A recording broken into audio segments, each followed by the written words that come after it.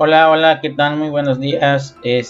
Pues antes que nada, el día de hoy vamos a ver el tema de ángulos. Es un breve repaso de la teoría que debemos de dominar y sobre todo tener muy en cuenta a la hora de resolver ejercicios. Recordemos que un ángulo es una abertura formada por dos rayos o segmentos de recta que pues ahora sí se unen o parten de un mismo punto llamado vértice. Eso es un ángulo, es la abertura formada por dos rayos o por dos segmentos de recta que se unen en un punto llamado vértice.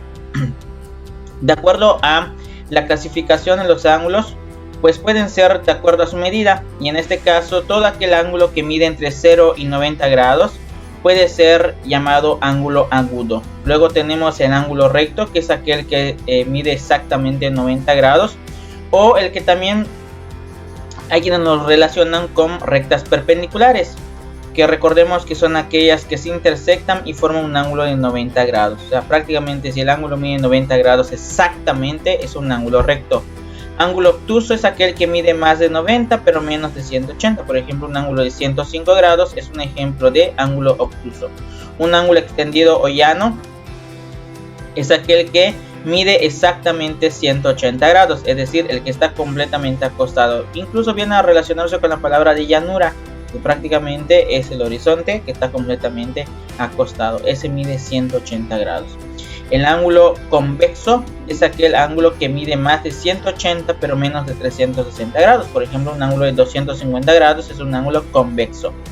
Un ángulo complemento perigonal es aquel que mide exactamente 360 grados. Hay autores que lo toman como el ángulo que mide 0 grados. Entonces se llama ángulo complemento o perigonal, o quienes lo relacionan con una vuelta completa de circunferencia. También vamos a ver las relaciones de ángulos. Las relaciones de ángulos complementarios son aquellos ángulos que al sumarlos te dan 90 grados. Por ejemplo, un ángulo de 50 con un ángulo de 40 grados te dan 90 grados. Entonces se dice que son ángulos complementarios. Ángulos suplementarios, por ejemplo, son ángulos que al sumarlos te dan 180. Incluso pueden ser dos o más ángulos. Por ejemplo, tres ángulos de 60 grados. Pues prácticamente será un ejemplo de ángulos suplementarios. Por ejemplo, un ángulo de 100 y uno de 80 dan 180. Por lo tanto, son suplementarios. Los conjugados son aquellos ángulos que al sumarlos te dan 360 grados. Por ejemplo, un ángulo de 100, un ángulo de 200 y un ángulo de 60, al sumarlos te dan 360 grados, por lo tanto son ángulos conjugados. Ángulos adyacentes son aquellos que comparten, en este caso, comparten un lado y además el vértice, y por lo tanto estos se conocen como ángulos adyacentes. Ojo, algunas veces suelen ser complementarios, suplementarios o conjugados, es decir, suman 90, 180 o 360 grados respectivamente. Ángulos opuestos por el vértice, estos resultan ser iguales y como su nombre le indica, son ángulos que están opuestos del vértice, es decir, los lados del uno al prolongarlos forman los lados del otro. En este caso el ángulo A y el ángulo B son ángulos son ángulos opuestos por el vértice. ¿Vale? Paralelismo, recordemos que dos rectas son paralelas siempre y cuando nunca se corten, o mejor dicho, si no tienen ningún punto en común y siempre guardan la misma distancia, también se conocen como rectas paralelas. Perpendicularidad, es decir, ya lo vimos hace ratito, son aquellas rectas que al cortarse forman un ángulo exactamente en 90 grados. Si forman un ángulo de 90 grados, entonces son rectas perpendiculares.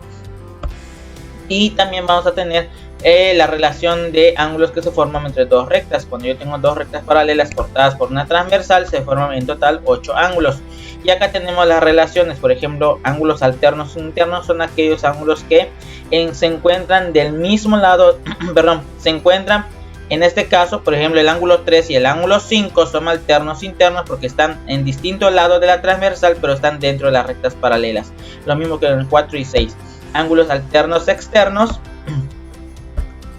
son aquellos, por ejemplo, 1 y 7, y como su nombre lo indica, están alternados. Uno está del otro lado de la recta transversal y son exteriores a las rectas paralelas. Luego tenemos los ángulos que son, en este caso, los ángulos conjugados internos. Por ejemplo, tenemos el ángulo 3 y el ángulo 6, y en particular esos ángulos suman 180 grados. Y lo mismo estaría pasando con el ángulo 4, con el ángulo 5.